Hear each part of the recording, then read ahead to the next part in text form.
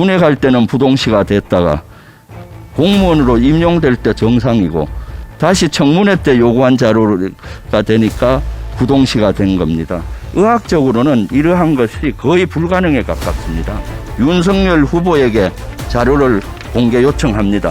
무엇이 두려워서 지금까지도 그 자료 공개를 거부하고 있는 것입니까? 만약 떳떳하다면은 당당하게 자료를 공개하고 국민 여러분의 판단을 받아야 하는 것 아닙니까?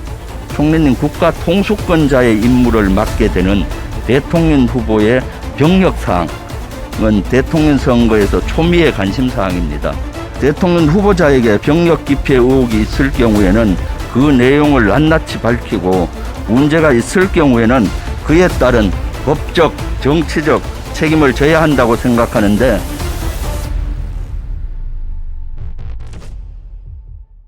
국민의힘 윤석열 후보는 검찰총장 청문회를 통해서 부동시로 병력 면제를 받았다는 사실이 밝혀졌습니다. 좌안이 0.8, 우안이 0.1. 지금은 사실은 부동시로 병역 면제받는 사람이 거의 없습니다. 지금은 예, 그 당시에는 지금 부동시는 의학 용어이기에 좌우 시력이 다른 경우를 말하는 것입니다. 의학적으로는 오른쪽 눈과 왼쪽 눈의 굴절이 다르거나 같은 종류의 굴절이라도 굴절도가 다른 증상을 말하는 것입니다. 총리님, 이 내용은 알고 계시죠? 부동시 때문에 명령 면제를 받았다는 것.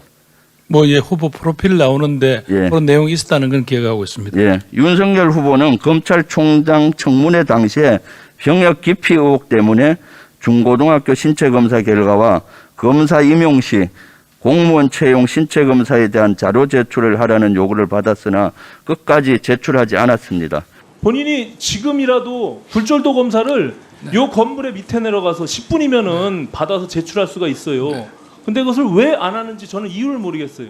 근데 제가 최근에 제보받은 내용에 따르면은 윤석열 후보가 검사에 임명되면서 받은 두 번의 신체 검사에서 양쪽 눈의 시력 차이가 0.2, 0.3으로 줄어들었다는 것이죠.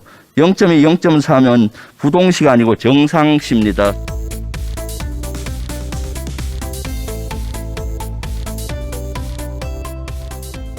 (1982년) 신체 검사였고 좌안이 0.8, 우안이 0.1, 차이 0.9로 부동시로 군 면제를 받았습니다. 94년과 2002년에 공무원 채용 신체 검사를 받았는데 이때 좌우 시력 차가 0.2에서 0.3이었습니다.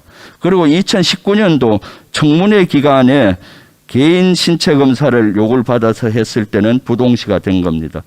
군에 갈 때는 부동시가 됐다가 공무원으로 임용될 때 두 번 검사 시절은 이걸로 추정됐을 때는 정상이고 다시 청문회 때 요구한 자료가 되니까 부동시가 된 겁니다. 의학적으로는 이러한 것이 거의 불가능에 가깝습니다. 군 신체 검사 당시도 사실은 본인이 어떤 조작적인 거나 어떤 노력을 통해서 부동시를 만든 것이 아닌가라는 합리적인 의심을 할 수가 있는 것이죠.